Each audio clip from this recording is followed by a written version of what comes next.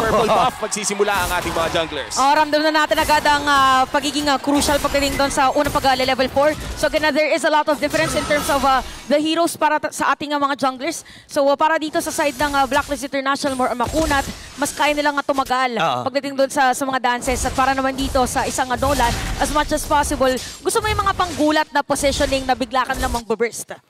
Yung mga panggulat na yun, yung mga minsan na nag-iintay lang bago lumabas yung turtle. And usually nangyayari pa naman yun after level 4. But Carl TZ already level 3 here. Konting pakbakan lamang para sa Lito Wanderer, pero Echo ang makakasecure nun. Yeah, and kapansin-pansin din yung pag-priority ng Wilderness Blessing and Agility para sa kupunanan ng Blacklist International. So more under rotation ang kanilang pupunuan kasi kung titingnan mo yung lineup ng Echo dito, mabilis umikot eh.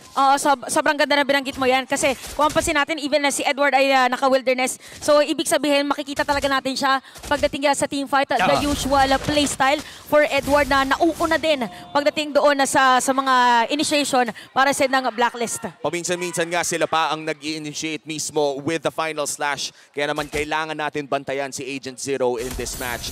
Fairly silent ang ating laro sa ngayon. Wala pa ring big kills. Mukhang aantayin pa natin ang pinakaunang pagong bago makita ang pinakaunang teamfight. 15 seconds before the first turtle spawns, level 4 na ang ating mga junglers. Pinakaabangan natin dito is kung makakaabot din ba sa level 4 muna kasi very intense yung laning doon pa lang sa may XP lane. Kasi hindi agad sila nagpapakita sa isa't isa. And in terms of gold lane naman, mamaya pa natin makikita dito si Benny Cutie and even na si Oheb. And ngayon, Carl TZ, tinutuloy na yung unang pagong ng ating game. At naku, nauna ata yung Red 3. And Sensui ang makakakuha ng unang pagong ng laban na ito. Tinatansya pa ata ni Carl TZ yung fade away na fracture na nanggagaling dito kay Nolan. First turtle mapupunta sa kamay ng Blacklist International at mukhang dito na nagsisimula ang retry battle natin. Oo, umpisa pa lang. Tapos ang naging crucial pa doon para sa ng Blacklist, nakakuha pa sila ng kill sa may top lane at doon pa sa may XP lane. So expect later on that Edward will be the first to rotate against Echo. Now for Echo naman, parang inaantay pa yung scaling na mga damage from Sanji. Wala pa naman level 4 dito si JP pero nag-aantay na lamang siya. Ngayon, may threat na para sa isang Divine Judgment para sa matchup natin dito sa Gold Lane. And again, balik muna sila sa mga rotations na, tahimik na ikot para sa magkamit ng junglers. Tahimik na ikot talaga pero final slash, hindi tatama. Nakakapag-fracture naman agad si Carl TZ. Parang Lance lang pala, yung Tornthros mo nasa ulti lang. Parang dediretso ka na lang pwedeng umalis. Yung sinasabi natin na yun yung difference pagdating sa jungle. Kasi pwede din ma-burst anytime, pero tignan natin sa may bottom lane. Sensui dito, bababa sa kalating boy pero hinatak papunta doon sa torre sa may bandang ibaba. Sakto yung hard guard. Same with that Nether Realm. Pero dalawang ultis kagad ang nagamit. Papasok na dito si Carl TZ, Yue, at mapapatay kagad ng kumuna ng Echo.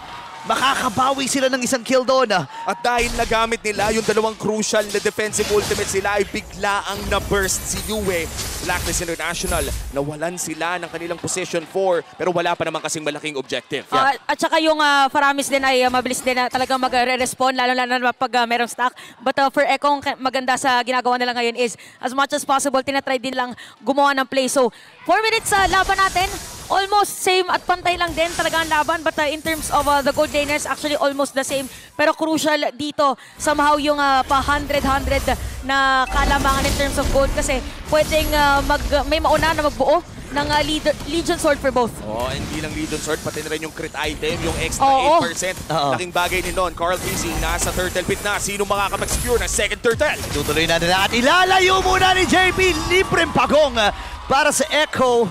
Ang ganda ng ginawa doon ni JP. So ang purpose pa ngayon ni JP dahil inaantay pa na tumaba si Benny Cutie is ilayo na lang muna si Sensui pagdating doon sa mga objective taking para hindi na mahihirapan.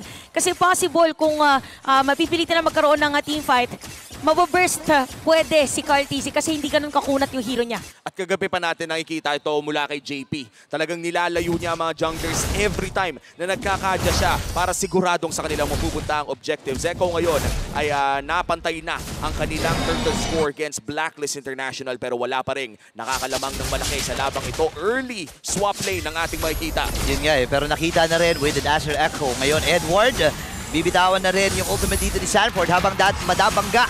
Ito si Sanji. Pero nandito na yung backup. Cortezy, maipit ata si Sanford dito. Mabubuhay! Hindi! Kasi si Renny J ang makakapatay nun with that love waves. Pero hindi pa ata tapos dito ang mga agents. Since uwi si Cortezy. Pero wala na sila mga minions. Hindi, nandun pa yung wave nila sa may bandang itaas. Red Ray ginamit. Nakikipag-normal ang pinapalo dito ng back sa Shield Unity. And the Shield of Spirit pala rather. Pero may paghatak nila gagawin. Sensui may ibet. Sakto yung Netherrealm. Dumadive na sila under the turret. Kasama pa si Edward.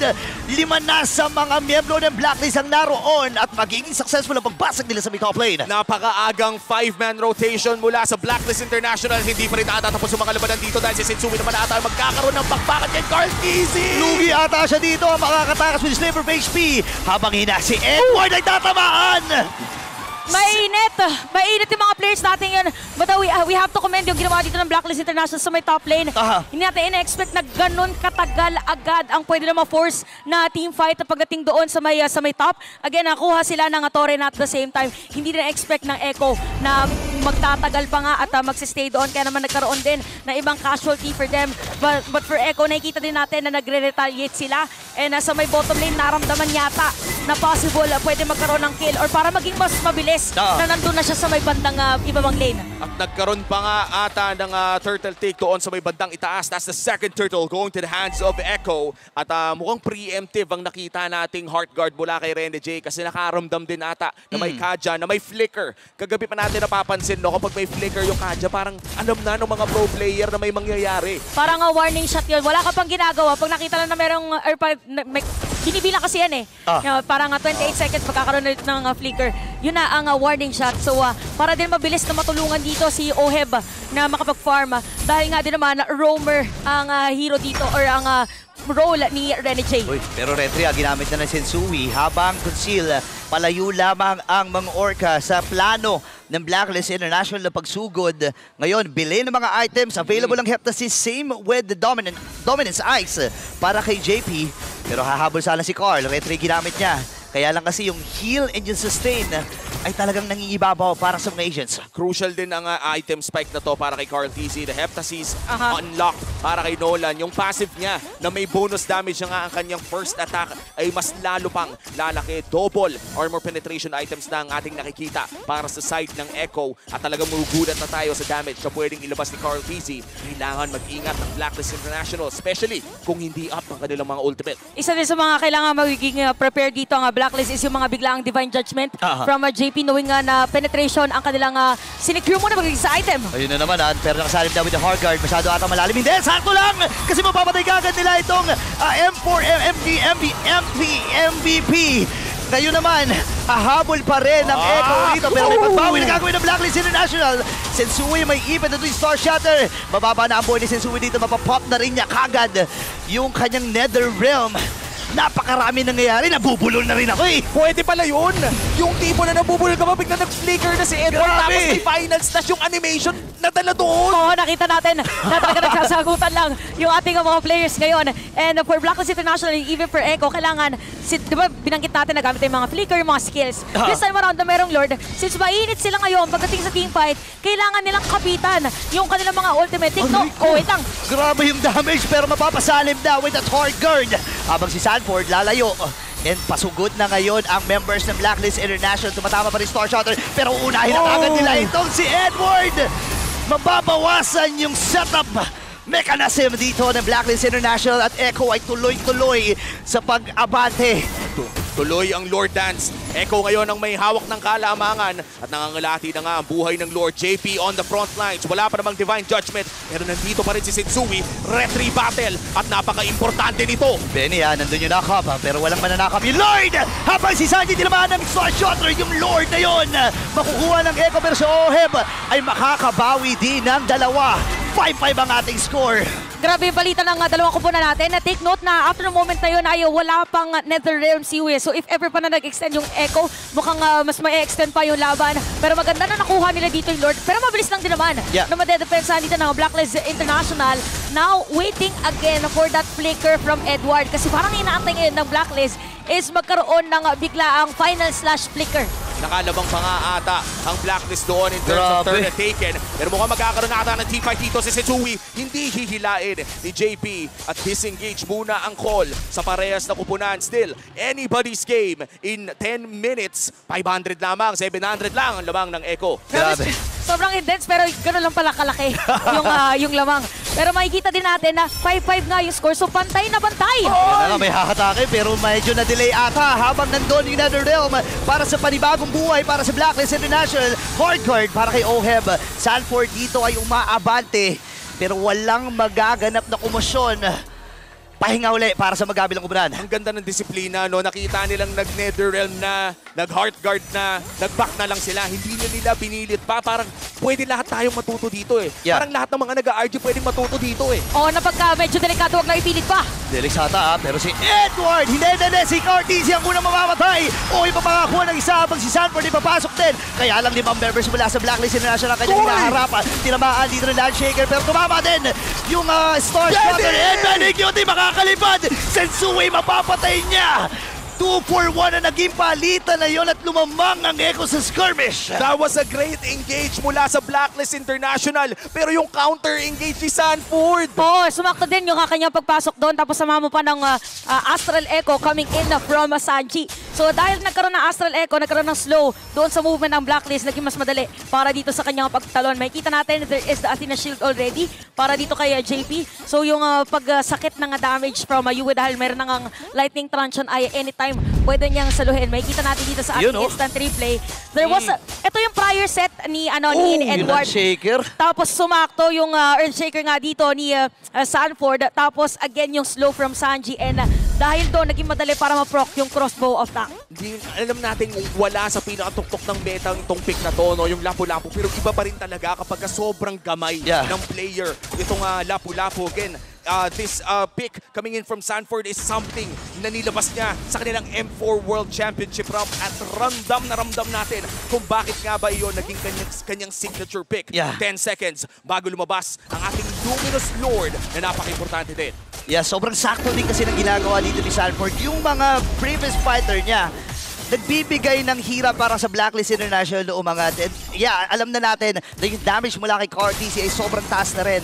So kailangan rumispeto ng Blacklist, kaya nga mabilis na nababurn yung mga skills kaagad nila rito. Pero si Sanji, tatagos muna doon sa malaking bato.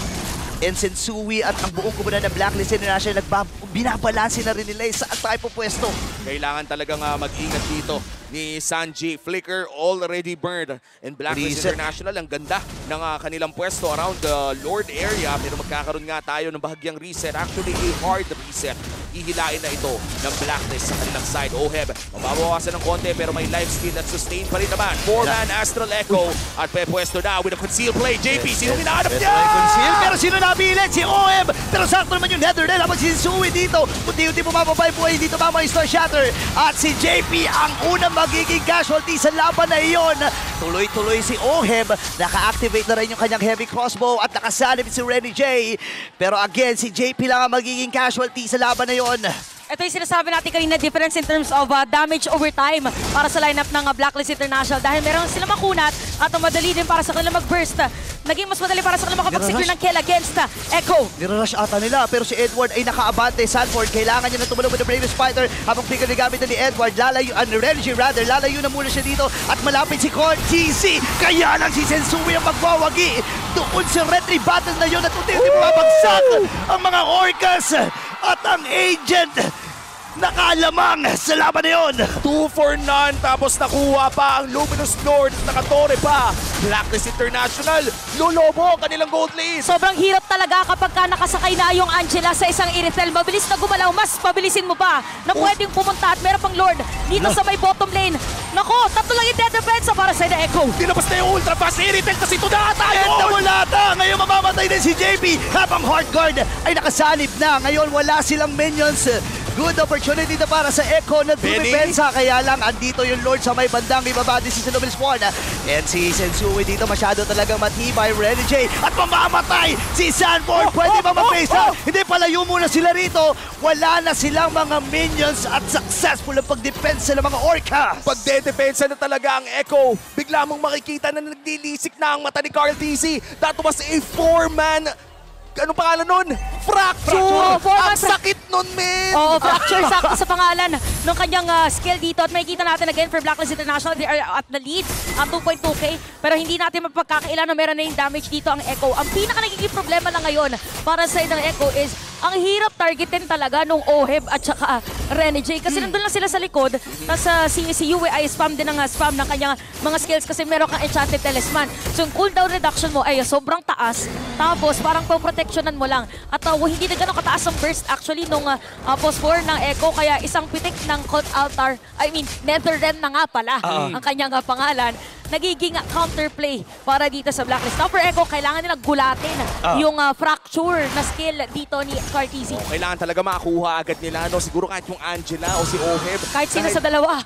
Nabanggit mo na nga rin pag pumatong na si Renny J kay Oheb, dito na lumalabas yung napakabilis, yung ultra-fast na Irritel. Yung napakahirap hulihin at napakasakit pa. Echo ngayon, hahanap ng tsansa para i-reset ang larong ito. 2,000 lang naman ang kalamangan ng Blacklist International pero nagmamatter pa rin yan dahil hindi pa lock build ang ating mga manlalaro. Yeah, so sobrang hirap dito kasi again, kapag pag hawak mo yung isang Novaria, gusto mo na tuloy-tuloy yung pokes mo mula doon sa Star Shatter. Kaya lang kasi may heal May heal na ibinibigay ang Blacklist International and yun yung nagiging resulta ng ginawa nila dito. Yung ube strategy na dala-dala pa rin nila hanggang ngayon. By the way, nabagit mo dito yung Novaria. Nakita natin, nag-hit siya ng skill kanina. Masakit against no? Blacklist International. Nakita na natin yung sakit. So it's something na kailangan din batayin ngayon ng Blacklist. So magkakaroon na tayo later on ng Lord. So kailangan ulit panghawakan ng mga players sa kanilang mga skills. Ang delikado dito for Blacklist is merong flicker si JP na pwede bigla mag-divine judgment.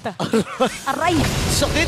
Napatingin ako palayo sa screen Pumikit ako, sabi ko, Diyos ko naman, 3 points ng HP, isang per skill lang. Ang sakit doon. And ito na yung nakakatakot para sa lineup na meron ng Echo. Kung damage lang ang pauusapan, napakataas yan. Imagine mo, meron kang Nolan, meron kang Novaria, even si Benny Cutie, no? Kaya lang kasi sobrang sakto rin ang ginagawa ng Blacklist International. Hinahayaan muna nila itong si Benny Cutie at kapag na-activate na yung crossbow tank, bitaw kagad ng Netherrealm at reset yun para sa kanila. No final slash, no fracture. Pero si JP ngayon ay nakakonceal na. Lord on possible critical HP. Pero nagpo-poke muna ang mga Orcas. Sanford. Lumalangoy na. Sanford naghahanap ng angulo para pumasok. Knock up from the Lord. JP! Ito na si JP, kaya lang naipit siya! And si Ovi makakuha ng kill na yun at si Sensui pa rin lang magwawagi. Doon si Retri Battle patay ang Young Goat at dalawang makukuha ni Oheb. Sobrang ganda ng kalwet. Nagulat na si JP. Supposedly magpe-face check lang siya Yeah. Dapat mangkikidlat lang siya pero siya nakindatan at nakuha pa dito ng Blacklist International. Kaya naman, masisecure nila yung Lord at hindi na nakatakas pa si Carteezy during that moment kasi nasa gitna siya supposedly. Magko-contest talaga sila. Titingnan natin yung item ngayon. Full item na si Oheb at meron pang Malefic Roar. So imagine the damage na kailangan niya dito or madidil niya against Echo at na-force pa si Benny Cutie by the way na mag-build na Athena Shield at hindi pa final item yung kanyang pantalon. Makikita na nga talaga natin kung bakit maagang pinig ang Arlot para sa Blacklist International. An evolved Lord in the mid lane. Oh no. Game 1. Nasa kamay na ba ng Blacklist International ito? Dedepensa na sila. Magpipili na kagad mag-Brave Spark ni Sanford so mababawasan sila ng kits para sa pagdepensa pero tuloy pa rin ang puso ng mga Orca. And ang kupunan ng Blacklist International, alam nila gagawin Okay, medyo malalim, huwag muna tayong umasim pero tatamaan si Sanford dito. Kaya lang maatang, sakto yung Netherrealm at nailigtas sila dito si Ovi pero may kasunod pa palang pagliligtas mula kay Renny J. Habang si Sanford ay mapapalayo na rin, kumpulan ang mga minions para sa base dito ng Echo. Kaya lang, disengage ang itatawag ng Blacklist. Magandang respeto ang kanilang ibinigay. Disiplina pa rin para sa Blacklist International. For Echo talagang kailangan nilang kapitan yung base nila ngayon. And we really have to comment yung timing dito ni Renny J. Yeah. And even yung pagkakabili ni Oheb ng kanyang Immortality. Kasi nung bumili siya ng Immortality, yun yung time na nakapasok na sila dun sa may base, pwede na sa mag-tower lock. Pero dahil merong damage at Divine Judgment para sa Echo, nirespeto lang din nila. So napakataas ng respeto ng isa't isa ngayon sa laban na to. And for Echo, medyo mahirap nga lang for them. Kung gagawa sila ng play, kailangan sila talaga yung mauna. Parang dito lang ako nakakita ng laro na 20 minutes na, wala ng tore yung isang upunan pero wala pang 5,000 ang ating gold lead. Talagang ito yung matatawag natin world class. Then, ito ay rematch ng ating M4 World Championships at ngayon naman, Game 1, may kalamangan ang Blacklist. Carl TC nagtatago lamang sa may purple buff. Pero engage! Mula dito kay Edward, pero hindi nila itutuloy. Grabe mag-final slash si Edward. Tsaka yung timing niya kasi dito ng mga final slash, hindi niya naging reason kanina. Kaya nakuha ng Blacklist International yung Lord. So medyo magiging kalmado muna for this moment. And kita naman natin, mag-build na rin dito ng Rose Gold Meteor si Cartesi dahil nga magkakaroon na ulit ng Lord. So if ever man na mag-dive siya doon sa possible na contest or mag-attempt niya mag-steal, magiging maganda para sa kanya. Not unless i-reverse siya ng Blacklist International. At halos lock build na rin pala dito, no, si 1-1. Si Benny Cutie, kaya mararamdaman na rin natin ang sakit ng isang crossbow of tank maya-maya lamang kung makalipad siya. And for Blacklist International, ayaw nilang makitang lumipad dito si Benny Cutie. Lord, sisimulan na ng Blacklist International, hinila sa kanilang side. Hindi natin makikita si Benny Cutie dahil nasa taas pa siya. Medyo malayo si Carl! Makakapag-dash naman palayo. 4v5 ang sitwasyon na ito, habang yung Lord, bababa na sila 5,000. Pero the Young Goat, siya makakakuha nito habang sa may bandang itaas. May nangyayari sa itaas, pero si Sanford ay mamamatay. 2 members from Echo ang tutumba. Pero yung Lord ay hawak ng mga Orcas. Kaya lang kasi ang daming minions sa gitna. Ang daming minions. Oh no. Tapos Pwede pwede ata diretsuhin. yan tapusin to. Pag may napitas na isa sa mga Orcas, ay malaking dagok ito sa kanilang pagdedepensa. Pero makakalipad ata dito. Oh, no. Transfer pa dun sa isa. Yun nga, pero si OM, i-activate niya yung kanyang ultimate. Pero andito na yung Lord, yung damage yan from Sanji. Nanunuot talagang literal. Pero sasalubungin na ng mga agents itong Lord na ito. Hindi na nila hahayaan na umangat pa at magkaroon ng panibagong minions na kasama. Pero hahatakin muna itong si Yue. Winter Treachery ginagamit na niya pero pwede yata mag-base lock. Ang upunan ng Blacklist International. At game number 1 ay mapupunta sa kanila. And this winning moment is brought to you by our official sponsor, FWD Life Insurance. Game 1 ay mapupunta sa kamay ng mga agents. Gusto ko lang sabihin na bago pumasok doon yung Blacklist International sa dulo na yon, wala pang Winter Truncheon si Yue kasi dalawa lang may